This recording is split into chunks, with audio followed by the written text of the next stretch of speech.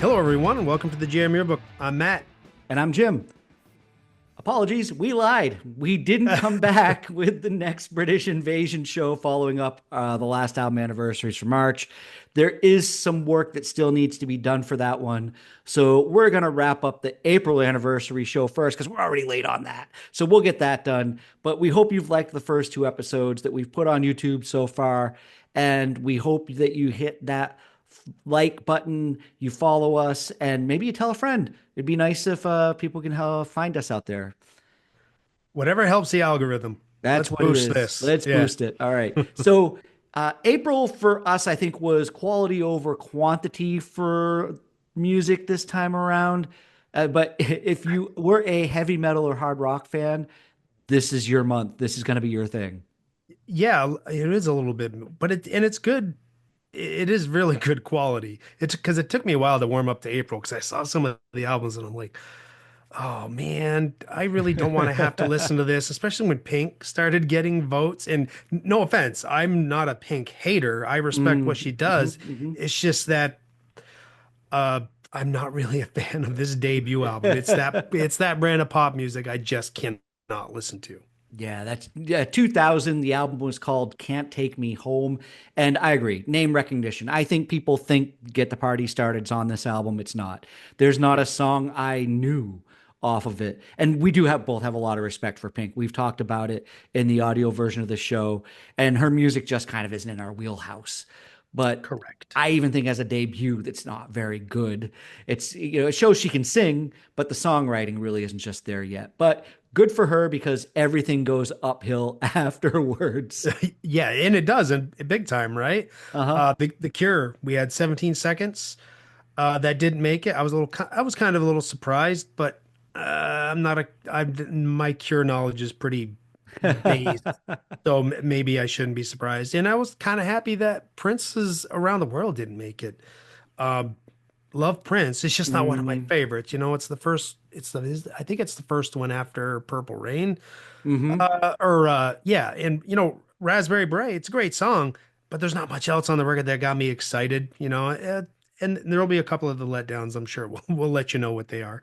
Every Prince album is a masterclass in musicianship, Oh, but not all 100%. not all of them are masterclasses in songwriting. And Correct. and this album doesn't have the appeal as much as his classic albums do. The songs just aren't strong. And as the resident Cure fan, which I am, I think the only album that would probably make the poll when the time comes around for it would be Disintegration. Early on, they kind of did more singles than released albums. And 17 Seconds was kind of like a compilation of those early singles when Oh, it came okay. out in 1980. But we also had a few votes for Billy Joel. Billy Idol's Billy Idol's Charmed Life. We probably would have enjoyed a Billy Joel album. Billy Idol's Charmed Life. Immediately, the first thing I had to do was go Google and be like, "Who was that girl in the Cradle of Love video?" And her name was Betsy Lynn George. Yeah, she was the young lady in that video. And in 1990, yeah, Jim was in love with her 100%. But yeah, this song's kind of cringy by today's standards. Yes. Rock the Cradle of Love. But I think this song may have been kind of a dig at Jerry Lee Lewis because of his much younger bride and what you hear in the lyrics. It burned like a ball on fire when the rebel took a little child bride. One of the lyrics, sent from heaven Okay. above to rock the cradle of love. So sent from heaven above, Jerry Lee Lewis. Jerry Lee Lewis was a minister. And shake it up is close, shake my nerves, maybe the great ball of fire. That might be a bit of a stretch, but I do think there was a strong connotation going on there. And yeah, that's what I got from the Billy Idol album. And I was not a fan of this album. There's not very many bright spots on it to begin with. No. Prodigal Blues, I was kind of digging on, but there's nearly not much else memorable. I Cradle of Love started to grow on me this week. Um, it helped kind of not watching the video to get away from the cringe factor. And LA Woman because it's a cover, but covers they can be just cheap attention grabs. Hmm. And it doesn't really hold up. Loved Rebel Yell. A lot of people did. I don't think Yeah, it's a anybody great I album. knew Yeah, didn't yeah. love that album. It was great. Didn't really dig Whiplash Smile or Charmed Life. That was another step down from there. It kind of sounds like he went into the studio trying to sing like Elvis. Yeah, Or maybe yeah. Jim Morrison, which could explain the LA Woman. He was definitely going for, I don't know, like a crooner vibe. And when I put the album on this week, I was looking forward to that. For some reason, I thought I was going to enjoy hearing LA Woman again. I think I had this tape. I either had the tape or I had the single, and LA Woman was the B side to it because I know I owned it. I can remember singing it in my car in 1990 when it came out. And I like how it starts. It's got a really cool, clean piano sound instead of the Yeah. Ray Manzarek organ. But it towards the end, it just gets really bloated. And you know how much I love the Doors. I got to the end of that song, and I about 4 minutes in, and I had to skip it. I couldn't finish it. Billy Idol's attempt to scat like Jim Morrison at the end Yeah, is not good. just horrible. Not good. What year did the Doors movie come out? Was this It was around around the the same same time. time? Yeah, yeah, yeah. And Oh, maybe the Doors came out in 91, okay. 92 era, but close to it. Okay. And really, my biggest issue with this, and I haven't really voiced this in a while, my pet peeve with 80s music, and it kind of goes into the 90s too. Oh, just the production sound, right? This album really sounds tame and polished. Hell, that LA Mm-hmm. Woman, it sounds like a karaoke mix, to be honest with you. Yeah, The songs, they don't have his sneer. This is I can't Billy even do it. Yeah. effing Idol, Yes. right? Yes. This should be this should be rebellious, but it Hmm. sounds like a conformist piece. It does. And the bottom end is completely missing from this album. Hmm. And if they jack that up, this especially Cradle of Love would probably really groove. And maybe having Steve Stevens not there hurt as well. Hmm. Hmm. And to be honest, didn't Billy Idol, I almost said Billy Joel there, just to tag team with you.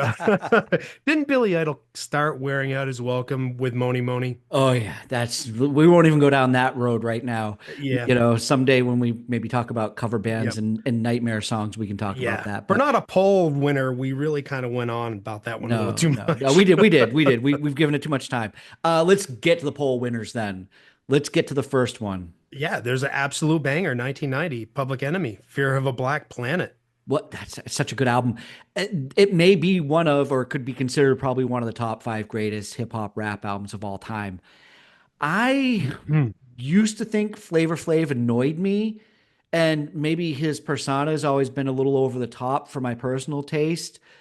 It wasn't until this week that I really kind of realized and embraced his clown prince of hip hop, the persona that he had created into this. But because the dynamic between his delivery and Chuck D is perfect for rap music. And they're very different, Yeah. right? But he is just as essential to Public Enemy. Hmm. If it was just Chuck, it might be a little too heavy, Hmm. metaphorically speaking. The tone would just be, but Flav brings the fun, the energy, the party, the yeah, boy. Come on, man. He is very much the ska hype man Yeah. in Yeah. this rap Hmm. duo.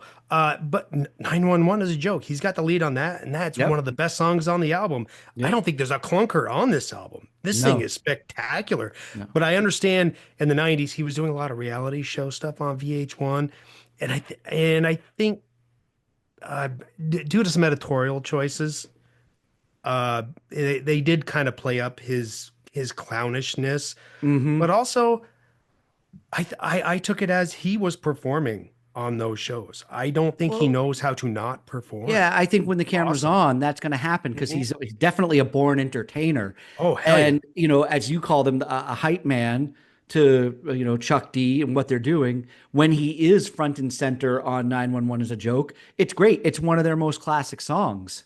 Yeah, totally. Totally. And the more 90s hip hop albums that we get to cover, the more I realize how great some of it was. Because Hmm. I would know the hits. And that's about it. I didn't dig too much into metal or metal. Yeah, sorry. I misspoke there. I didn't dig too much into rap back then. Uh this production is it's top notch. It's Mm. there's a rawness there, yet it still has just a respectable amount of polish. You can Hmm. feel them putting everything into their flow, whereas a lot of it today is very laid back and cool, and I'm trying not to sound stressed, but no, man, you feel Chuck D, you feel Flava Flav when they're Hmm. in your ears. It's awesome. It doesn't mean that today's rap is bad. I love a lot of today's rap. It's just different.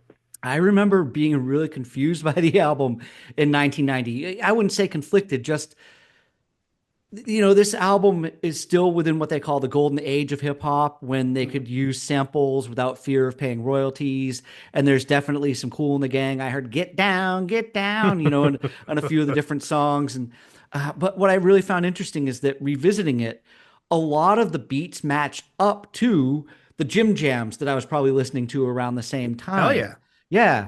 Uh, it- uh, they're very danceable beats, but I remember not being able to dance to it. It's not really because it's not fun. It was the kind of music that had those beats, it had that kind of that groove going, but there was a lot more being said that you needed to listen to.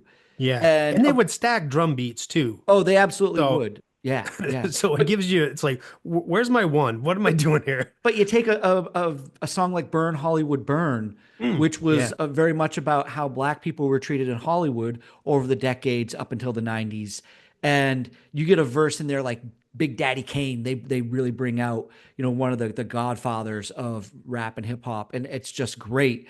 He's OG, and it was really cool to hear him show up on this album. Ice Cube's on that track as well. It Oh, goes yep. from doing Chuck D to Ice Cube to Big Daddy Kane. And I gotta be honest with you, the Big Daddy Kane verse for me is the highlight of that song. It just sounds so good. And you probably heard this argument too. I know I've probably said these things myself. Sampling, oh, it's just copying. It's not original. Can't you write Mm. your own stuff? Blah blah blah. But at this level, it is truly an art form. You Yeah, just yeah. just go search how many samples go into these songs and how they stack them. I was hearing maybe it was the intro, something from the Bionic Man or the Bionic Woman. It's like how just are you just high or drunk and you're watching TV late at night? It's like, oh, we got to put that on. I Hold got an on. idea. Wait a minute. Yeah, Yeah. exactly. But it's just stacks upon stacks of samples. It's Hmm. it's really damn impressive. It is. It is. Somebody just shows up with a crate of records and you use whatever they got. I think that's Yeah. really, what they kind of did, but I'm sure it Yeah. was well thought out and Yeah. planned Well, they too. did TV and movies. It's like take a strip and dialogue. It's Yeah. wow. It some of the sampling stuff can be next level. It was good. Yep, there's creativity there. Yeah. But moving on that, aside from Pink, there was another good, yeah, it was a good debut. Green Hmm. Day, Hmm. 39 Smooth. I was a little surprised that this made it. Obviously, I think it's a name recognition one because this is Hmm. not Dookie. Dookie's their third album. Uh, Oh, because that's they right. were Because you kind of have, because they were kind of a big thing. what's the third, you what's the know, second album? We're Kerplunk. Kerplunk. Yeah. Kerplunk. And I'm kind of glad this made the poll because we don't really speak glowingly of Green Day aside from Dookie. Hmm. And I really like revisiting these older albums, prior to a band breaking because I love noticing the changes that they go through. And these songs, they're Green Day songs. They fit, well, they're early Green Day songs. They fit with what was going on in What you Dookie. thought they should sound like. Yeah, Yeah, you're right. I think when it comes to us not being nice to Green Day, they're one of those bands that we kind of got a little worn out on over 100%. time. Yeah, and Completely that's all. That's all. We don't mean to disrespect them. I was surprised that it made the poll as well, and I think you're right. Name recognition. Uh, I. I think it's an important album because obviously it introduces the world to Green Day. agree. So, that's great. But for me, the songs were more stripped back traditional punk and didn't have quite the same the alternative MTV hooks that we're going to Yeah. get when Dookie rolls around. And I struggle to know what to say about it because I've not been a huge Green Day fan. Yeah, I liked Dookie, and I knew the very first time I listened to American Idiot. I heard it on the radio one night on my way home from work, and it was one of those things where they played the whole album, and I knew at that moment that that album was going to be huge. But to go back to something so unpolished like this, the songs are good. You're right. It just Hmm. it to me it did feel like it was a bit of a different band, and I'd like to talk to maybe a hardcore Green Day fan who might give us a better insight to whether or not this album's important to them. You know how sometimes Hmm. a hardcore fan will be like, "Well, I liked 39 Smooth and Kerplunk, but they started to suck when Dookie came out." Yeah, there was always going to be that person. Yeah, we've been that guy a couple of times. Yeah, what? Completely, And totally. Oh man, you like that movie? The book was so much better. American Idiot's such a great album. But Yeah, try telling any of my friends that when they were, heard it a bazillion times on the radio and never want to hear it yeah, again. and that is the problem, the overexposure, right? But Yeah. American Idiot, right? Uh, you can quibble about the sound, the production quality. It's Hmm. top notch, right? Highly polished. That's a punk rock album Yeah, because what is it doing? It's speaking out politically, it is. Yeah, yeah. right? That's what punk is. Punk Hmm. is rebellious, right, Billy Idol? You're supposed to Yeah. do that on You're an supposed to album. do that, Yeah. buddy. But yeah, I remember I was visiting Mark in when he was living in Portland, Maine. We went to, I think it was Bull Moose Music, and I found 39 Smooth and Kerplunk, and I'm like, ooh, I didn't know these existed. I plunked, I immediately grabbed them up.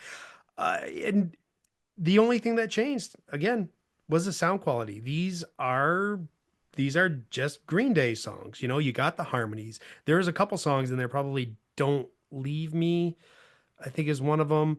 I mean, they got these classic Billy Joe Armstrong guitar licks to them. Yeah, yeah, that's true. Yeah. So at the library and 16, I think are the other ones though. They're just kind of highlights. And you got the Mike Dirnt harmonies there. Everything's great. And Well, yes, this is before Trey Cool joined the band. it There's was. my And nerdery I for think these that's two. one of the things that bothered me the most because the drumming was not as good. That, It was different. it was It was different. Yeah, but it Trey was Cool has a different. style that really carries that band It forward once was, he's and there. I think because I can't remember his name, Clive, I can't remember the guy's name now. But he was sounded more like a traditional punk He drummer, was. where Trey Cool came from a different background, and Hmm. he can just play the damn drums. Yeah, yeah. That guy's awesome. All right, so we're gonna get to 1980, and Matt is probably starting to get a little excited here because I, I I mean, need to have a drink. yeah, I mean, can you imagine how amazing April 1980 was for fans of heavy metal music? Retrospectively, We're gonna go. These are the next three albums that got picked yep. on the poll, so we're going And straight to all three of them right now. It's the only and way to talk about it. so thank you for, for each one of these albums getting picked. We got Judas Priest, British Steel, Hmm. Breaking the Black law, Sabbath, breaking the law. Ooh. Heaven and Hell, Yep. the first with Ronnie James Dio, Mhm. and the debut of Iron Maiden, self-titled Iron Maiden. So yeah, retrospectively, yeah, this is a huge month. It's hard to put me back because 1980, I wasn't really listening to that, so I don't know what kind of an event it could have been. But yeah, retrospectively, Yeah, yeah, it's yeah. pretty big, Okay, pretty big so one. I've got some challenges for you here. Get ready, people. We're probably going to hear Matt ramble. It's going to happen. It's so I'm known on the show as the non-metal guy, and thank you, Sandy, our friend. He's been helping me, embrace some metal, and Matt's, really kind of put some good stuff out there for me to listen to. But can you explain to me how I'm supposed to separate the sounds of these albums? There are different sounds because of the vocals, but Mhm. how much dynamic are we getting between these three albums when you're Okay. just, doing a downstroke with your guitar pick really fast? And what am I missing in the riffs? I've actually gotten some of this now that I've listened to it more this week, but I thought Mhm. that question's still important for people out there who might be watching who don't understand metal or haven't gotten into it. Oh, Jim, you ignorant slut. You Oh no. no. I got So into bed with the bands this week. It's okay. yeah, yeah, no, no, no, that's awesome. That no, that and that is a good question.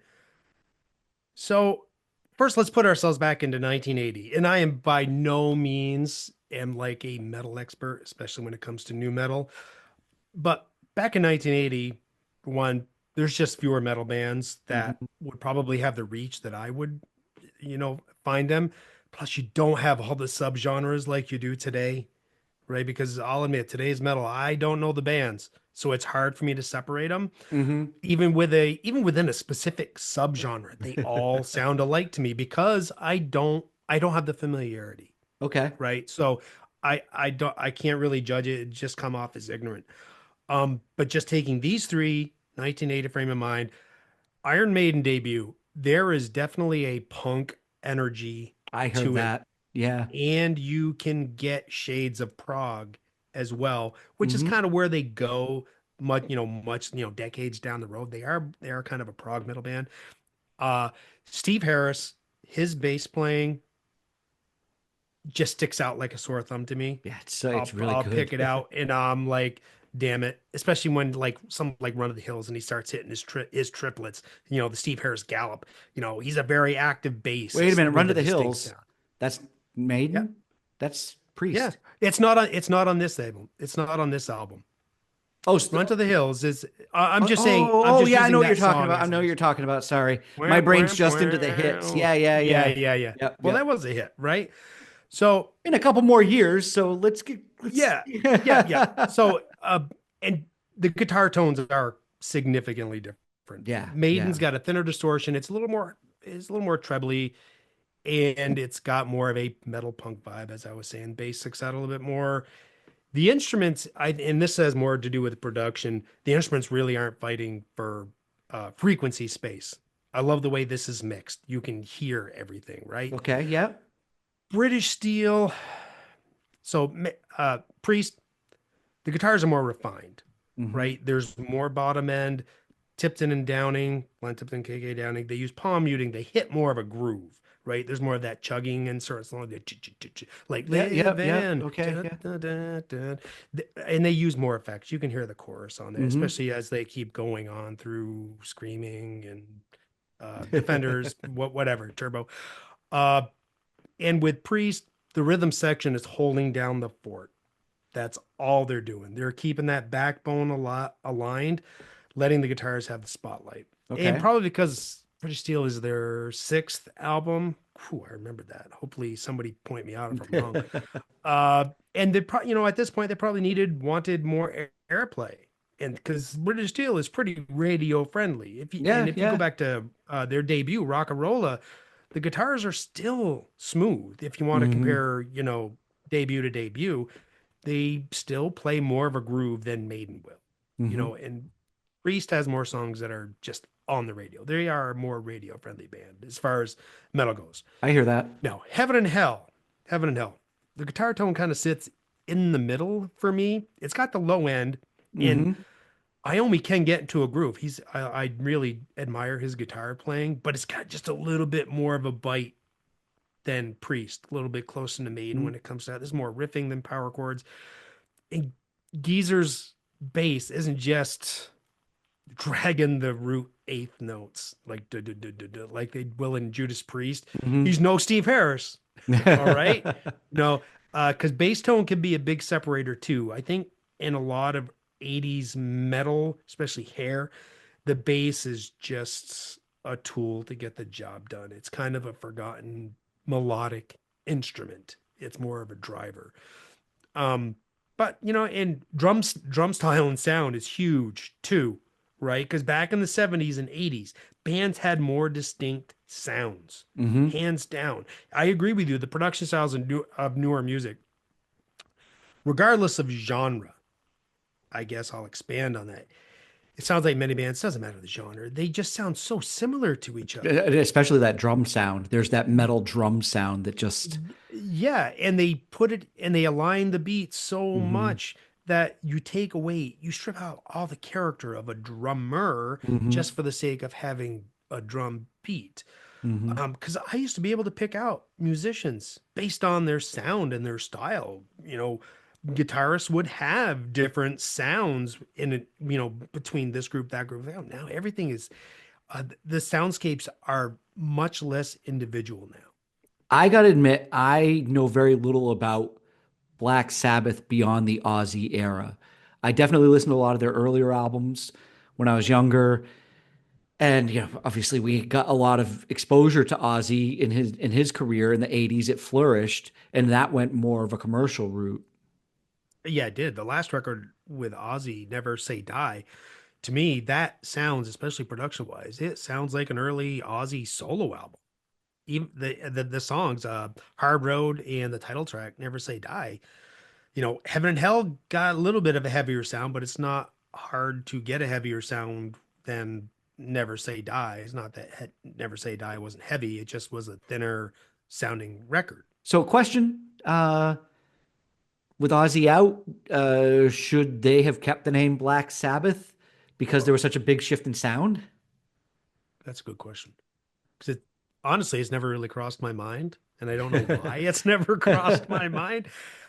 Dio was such a different singer and a different stage presence than Mhm. Ozzy.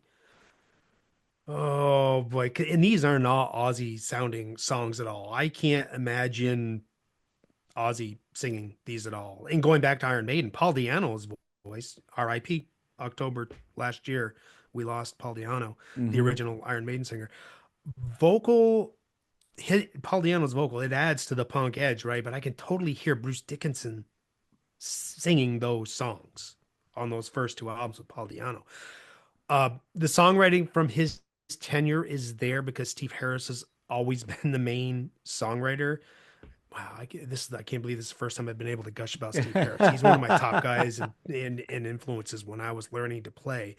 But, But but but wait, but because by your logic that I'm hearing here, though, should AC/DC have changed their name then? oh, okay, okay, yeah, you They changed lead singers. this is where Jim tries to trap me in some of my double speak, some of my contradictions. My pushback would be on looking back when when they changed singer. Black Sabbath was a much bigger band than AC/DC Mhm. was when Brian Johnson came in. Uh, Yeah, and well, yeah, Highway to Hell, they were starting to, get some churn. But when Brian Johnson joined, I mean, Back in Black just blew yeah, up. yeah. That thing exploded. Hmm. Um, and Black Sabbath, Dio was only there for two albums. They started churning through singers like Spinal Tap churned through drummers. I mean, in that regard, I think they probably should have rebranded. And they did tour. I can't remember what year it was. They toured as Heaven and Hell Hmm. sometime in the 2000s Yep. because they didn't want to, trash on Ozzy's legacy with the Yeah, band, yeah, yeah. Yep. whatever.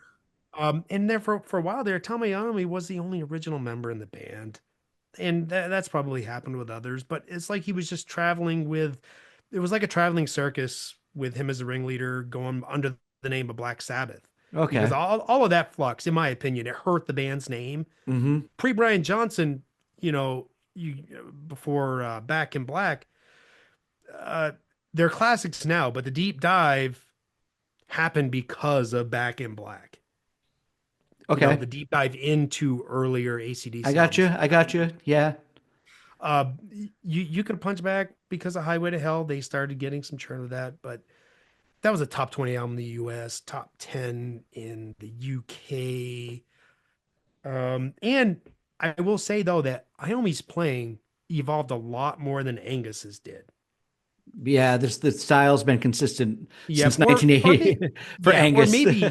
or maybe you could even not call out, but say that about Malcolm Young instead of Hmm. Angus Young because he is a he was a big component of AC/DC having that sound. He is a Yeah, yeah, top yeah. notch, Yep, one of yep. my favorite rhythm guitar players. He's Okay. awesome.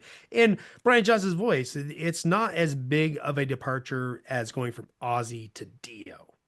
Okay. Right. And sorry, you gave me an inch and I'm taking a mile here. You're lucky I didn't go into like the history of every band. I started dabbling, but I'm Oh done. no. Because listeners, between the two of us, yeah, Jim said I am more of the metal guy, right? And Hmm. people could guess I was going to love all three of these. And Jim, as you know, I'm prone to going off on tangents. So, right. I haven't said much about too many specific songs. So To be honest, I'm kind of interested to shut up and hear what you have to say Well, let me about them. ask you real quick before we get to my part. If you ranked these three metal albums, what would be your ranking of the three of them? Maiden, Priest, Sabbath. I Okay. don't think I really have to Okay. put too much thought into Why? those. Why do you think that? Iron Maiden, there's more dynamics, Okay. right? I really do like that punkier edge with them. British Steel is very anthemic.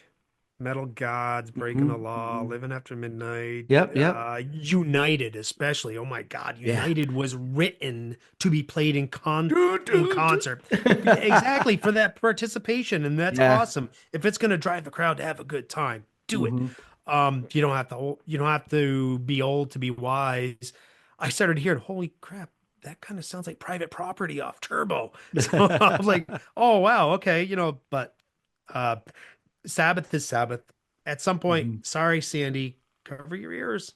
The bad man's gonna say something naughty about Black Sabbath. Uh all of that churn, it really to me gave the band a fractured personality, and it's really hard for me to revisit the band. Uh they again, they just should have rebranded. Okay. That's about Okay. so Jim, how are you gonna rank these? Oh, me. So I'm not going to agree with you for the sake of agreeing with you, but I agree with you. I would go Maiden, Judas Priest, Sabbath. And I was kind of shocked by how much I liked the Iron Maiden album. I messaged you. I was like, I really like this Iron Maiden album. I You can't believe surprised it. me Yeah. The big slower time. parts of it, uh, like they kind of reminded me of kind of like Alice in Chains. There was just something that I really liked. I heard some grunge influence in it musically, not vocally. Oh, yeah, and if you gave this a little bit more bottom end, these Mhm. would be sludgy songs. And you talk about it being progressive, and I think sometimes we're hard on progressive music, but this is my kind of progressive sound. I loved the slow, fast, slow dynamics and how they would transition to these places between the Mhm. songs. It's a really strong element of the album. But Judas Priest, that album was classic. When I put it on, I was a little surprised at how much I knew of this album. Yeah, But right? yeah, it's a little anthemy for me. You know, we got Yeah, Breaking the Law. We can go right to Beavis and Butthead and make that joke. exactly. But Living After Midnight, I Hmm. remember the Living After Midnight music video when they're in the car, the Yeah. convertible, singing it going down the road. Yeah, You yeah, know, yeah. uh, That's all good. those songs are classics for a reason, even to non-metal fans, because they rock, plain and simple. Yeah. But I think on the album as a whole, they overreach a few times trying to hit that pinnacle again, like on Unity. And Yeah, yeah, because anthem songs are great, but mhm, especially if there's so many on one yeah, album, you just you can't can keep going start, for it. yeah, you can start crossing into corny, Yeah, and yeah. you don't want to do that. And as far as the Dio, as far as the Black Sabbath album goes, and this is probably going to be sacrilege to fans out there that might love him, but it just comes down to taste. I've never been a fan of Dio's vocals, even in his own stuff outside of Sabbath. And he can sing, and I'm not going to knock that fact, but his style is not anything I've ever been a big fan of. And even in metal, you've got the right to your preferences. Yes. I like lyrics and vocals, and that's a key aspect to me. Paul Diano from Iron Maiden, well, I think one of the reasons why I like that album so much is because I found a metal singer that I really liked his voice and how that came through. So yeah, I completely get your point because honestly, again, Sandy, cover yours. Sometimes Bruce Dickinson's a little hard for me to take, yeah, it gets a little. right? There's a lot of over That the vib top in those vocals. yeah, the vibrato can be Yeah, like a yeah. little a Well, little annoying if I not in the mood for it. I call it kind of operetta, metal singing. Yeah. And sometimes to me it doesn't rock the same way that the No. songs are rocking. Oh, But anyway, well, no, I'm not going to open yeah, that no, up. yeah, No, yeah, we're going to yeah, close yeah, that door. yeah, yeah. Close that door, Jim. Yeah. But I Okay. will say that for I understand where you're coming from, and I can Mhm. I 100% not agree, but I 100% get where you're coming from. I'm borrowing your idiom there with 100%. Because really, I know the kind of music you like, and you're not going to get a hair metal style ballad from Ronnie James Dio No, or Bruce never. Dickinson, Yeah, yeah. right? So they're just like that spice you pull out of the cupboard when you need it I don't know if I want to for you. ask you this next question I've got for you, but I'm going to do it anyway. We'll see where we go with Ah, here this. we go. Oh, I love So, to talk. three albums, metal classics. April 1980. Is this the September 1991 of metal? You know, when grunge came. Uh, you make me think today. Because I know what my instant reaction is. Whoops, sorry, I blocked my face there. That's probably good for some people. Uh, but my instant reaction is no. Okay. And I think kind of how I addressed it at the beginning of talking about these albums retroactively, I think it's huge. Hmm. 1980, these three releases that it's part of it. So I'll go into the new wave of British heavy metal, Nawabum. Okay. I'll give a Yep. little Yep. bit of Yep. background Yep.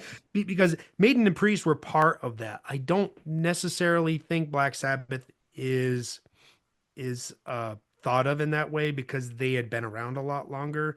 Well, Priest had been around longer too, but I don't think they didn't have the reach that Black Sabbath did. I don't think they are considered as classic hard rock heavy metal as Sabbath is. Okay. And Sand, correct me if you want to. I don't care. So what happened in 1980 with these three albums? Just in this month, there's probably more. We just don't have it in front of us.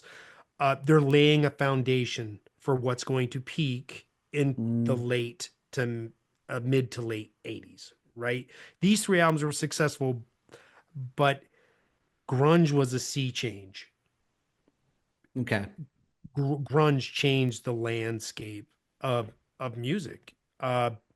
Listen to Iron Maiden's Remember Tomorrow. I mean, you could tell Metallica listened to these guys on Okay. this album. I mean, for Fade to Black and Welcome Home. I mean, just listen to Remember Tomorrow, and you're Mm. gonna say, "Oh yeah." Oh yeah. So it's more of a foundation, Okay. right? Singers are going to try to emulate the Rob Halford scream where he Hmm. can just get so damn high and the harmonized guitar solos of KK Downing and Glenn Tipton and Def Leppard's going to explode in the 80s. They're part of the Nwaba movement. Uh, so yeah, I would say it's more of a foundation where grunge was a sensation and their new metal music still coming out. Is there new Okay. grunge Yeah. music? Yeah.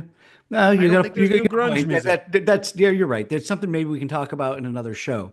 I think there are sounds that we've heard influenced in music that's come out in the 2020s, but Yeah. we'll see where that goes. So I'm going to ask you to keep this next question short because we are running at that Oh time. no. We want to fit our albums in at the end, and Okay. people aren't going to want you to talk too much more about metal. No, actually, no. Some people might. I'm sorry. That's very rude of Oh. me. But what I want to say is just Matt, what like when it comes to somebody you're non-metal, somebody loves metal, what's the appeal to it? What makes a personal metalhead? Educate the audience a little bit there if you can. In short, it's about finding your people, not to sound all new agey and everything, Okay. because whatever is in air quotes isn't Hmm. speaking to you. It feels like a cheap facade. And when you're young and if popular culture doesn't speak to you, it can make you feel like an outcast, a loner. What's wrong with me? Why don't I like what Jimmy football likes? And when you find it, whatever genre that's outside of the fringe, not just metal, but speaking metal, you feel a relief. Right? You're Yep, not yep, alone. yep. Other people think and feel the way you do. And what comes next is just being protective of it and maybe a Hmm. little gatekeepery, right? Next thing you know, you're listening to Celtic Frost.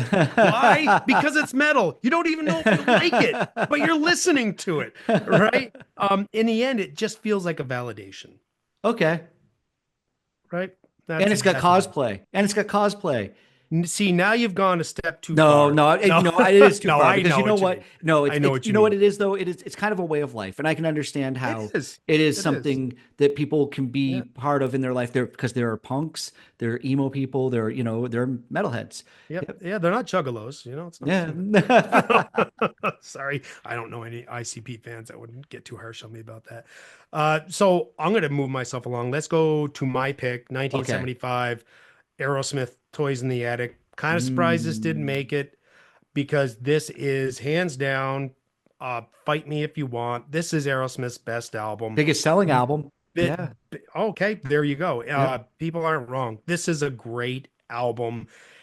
Their third album, it is mature. It Hmm. well, if you go back and listen to the first two, they're okay albums, but they're not. This is a complete album. You got your hits: Sweet Emotion, No More, No More, Toys in the Attic, Walk this way, Walk This Way. dude. Walk this Walk way. This Way. I can't believe I was going to forget that one. Uh, but and Steven Tyler finally stopped the pretenses and just started singing like he can sing and not trying for Hmm. some weird Hmm. affectation that well you can read up on it what he was trying to do because it's BS. But anyways, uh Toys in the Attic, great album. Yeah, I really enjoyed listening to this again this week. Sweet Emotion is, we probably overplayed it a little bit in cover bands when we were younger, but I still Yes. love that opening bass riff. I just think Hell it's yeah. so I cool. remember first time I figured it out, I'm like, I'm never gonna stop playing this. Yeah, it's so good. And Walk This Way really is a song that I think there's probably some credit to Rick Rubin here for reinvigorating Aerosmith's career Hell yeah. when he hooked them up with Run DMC. I think a lot of people would have already known that song, but I think that there's a whole another generation that know about Aerosmith because of Walk This Way. And I think if we put in the poll what songs were on this album, as soon as people had seen Walk This Way and Sweet Emotion, it would have made the poll. Probably over at Yeah. least the Green Day album. But, Toys in the Attic, maybe not. You didn't bring up Big 10-inch Record, which is one of Oh, those really fun songs yeah. where, Yep. those songs where you think somebody's going to get like sweary about something and, but he's No, talking about his Big mm, 10-inch it's all record. innuendo. Yeah. Suck on my and big 10 inch it's record. it's a great song to squeeze in between Walk This Way and Sweet Emotion. So Yeah. you got a great trio of songs there. And yeah, also think with those songs, especially the hits, you get a lot of maturity and growth out of Joe Perry and his guitar playing, Mm, and that's where you he do. really creates some of those guitar lead solos that have become iconic. They're part of his entire persona. The guitar Yeah. solo to Walk This Way. Nothing in those first two albums gave you a hint that they had a lick like Walk This Way in them. Yeah, yeah. All right, mine. I'm sorry, everybody, but I It's can't help but pick it's not an 19. album. Oh, It's not well, an album. I had it on vinyl. I had it on a Okay. big, yeah. I do too somewhere. Yeah, It's buried. it was 1985's USA for Africa. We Are the World. In 1985, let's see, I was born in 72, so I was 12, 13 years old in 1985. And this album, this song had all of the pop stars of the era. So, British people over here, I'm sure you know what it is, but if you don't because you're a little bit younger, it is the American version of Do They Know It's Christmas? We Are the World was one of the biggest number one songs of all time. I think it might have been one of the biggest hits of the entire 80s. It was all over the place. You couldn't escape it. One of the things I loved about it was that you had the old stars and the new stars all lined up together. So we had Huey Lewis and Cyndi Lauper singing with Kenny Rogers. So, I could validate these guys to my dad to say, hey, look. And when I was a kid, They know Kenny. one of my favorite things to do was to try to impersonate the singers. So Yeah. when I was singing along, you'd always try to pick the voices up and impersonate them and sing along with it. And there are iconic moments within that song, from when Cyndi Lauper comes in to, wow, wow, wow. It's Yeah. great, to Bruce Springsteen first doing his "We Are the World." It just sounds so cool. One of the few facts about this song that I want to bring up quickly that I want to share with the audience. The song was still being written when all these people were in the studio to record it. So Michael Jackson and Lionel Richie wrote the song, and they were still in the studio putting it together before it was even finished. Cool part. Second part that I think is cool about the song is that in the middle of it, if you go watch the music video, Bob Dylan's standing there, just kind of looking like, Oh, oh, I'm kind of uncomfortable, confused. And this is Bob yeah, Dylan. No disrespect to him. Greatest songwriter of all time, maybe, or at least up there in the top five when it comes to pop rock music. But he just looked like a fish out of fish out of water. water. And it came a point where they wanted him to do his lead part in the song, and he was struggling with it. And I love the story that Stevie Wonder was great at impressions, and Stevie Wonder was friends with Bob Dylan. So Stevie Wonder took Bob Dylan into the next room and taught him how to sing that part in his voice. He impersonated him. And then Bob came out and said, okay, cool. I feel good doing it that. Yeah. Now, the sad point of the album is that Prince wasn't on it. Mm. And they were really trying because all of this was done after the Grammys were out in California. They had all the music stars there already. So they were able to bring them into the studio that night once the Grammys finished. And Prince was just kind of like, no, I'm out. I'm not going to be there. And this was after Purple Rain. Prince had won awards. He's one of the biggest stars of all time. They brought Sheila E. in, and they told Sheila E. that she would have a verse in the song. And as the night was continuing further and further, they weren't giving her anything, but they kept going to her and saying, hey, do you think, you're going to get Prince down here? Do you think Prince is going to come around? Yeah. And you see Sheila E. in the video. She's there singing in the big chorus parts and everything. But by, I want to say, maybe 2, 3, 4 o'clock in the morning, she realized that they were just using her to try to get Prince there. And she left, which is kind Yep. of sad. Yep. So It that's wasn't John Oates there too, oh, John Oates was there. right? Well, He Daryl didn't. Hall, John Oates, they were Yeah, there. but he didn't get a verse. He didn't Is get a all I'm verse. saying. No, No, no. no, I'm saying. He didn't get many verses. Even the Hall and Oates, he didn't get many verses. But I think, there's something when I watch the music video to this day, I still get nostalgic. Oh, and one last thing. When I lived in Bennington, I think I've talked about this before, but I'll bring it up again. I had an apartment. Every member of my band lived with their parents, so everybody would come over and hang out at my place. And I could have 6, 7, 8 people hanging out at night at my apartment. And one of the ways I would tell if you were going to be cool hanging out with us is I would do this thing called initiation. And I would play bad music on purpose because if you came back, you actually liked hanging out with us. But if you didn't come back, it meant that I drove you away because of the music I was playing. And We Are the World was one of the initiation songs that got put on. And when people came over, can you Oh, imagine so coming you're over to calling this? it a bad song? I would say, Well, well, well, well, well. it definitely didn't fit in with our generation by No, 1992, 93. But no. yeah, but I had to bring it up because We Are the World was it's part of my thread in my inner thread of music. It was something that was hugely important to me at the time. And there's a great documentary. I forget which I streaming think it's app I on walked it on. the Netflix. Yeah. Something, yeah. But it's so much fun to watch and to see all these stars together. And yeah, I'll always get kind of that little nostalgic cheer in my eye when I think about We Are the World. So It's yeah. always great. Yeah. So one thing that did surprise me before we finish up was that ABBA self-debuted or ABBA didn't make the poll. I was a little blown away by that. Yeah, and maybe it makes me wonder if maybe we're the weird ones. Maybe ABBA doesn't have the reach to our audience the way it does with Yeah, us. that's true. I Matt and they Jim love may ABBA. yeah. Woo! Ooh, I don't know. No, I think it's more like ooh, I don't know about that. They made the right choice though. Even the hits on this one, Mamma Mia, that's a good SOS is, but they're Eh, kind of like second tier ABBA songs for me. I You got got to you. wait next year. So 2026 will be the anniversary of Arrival, where you Okay. get Dancing Queen, Okay. right? Knowing me, knowing you, money, Okay. money. Oh, yeah, yeah, yeah, yeah. Yep. That's All the album. right. I think I think that we're done. is, yeah, that's the end of the April album We got anniversaries. it in under the wire. We did. And it was definitely worth visiting those albums. And thank you It to the was. voters. That was good.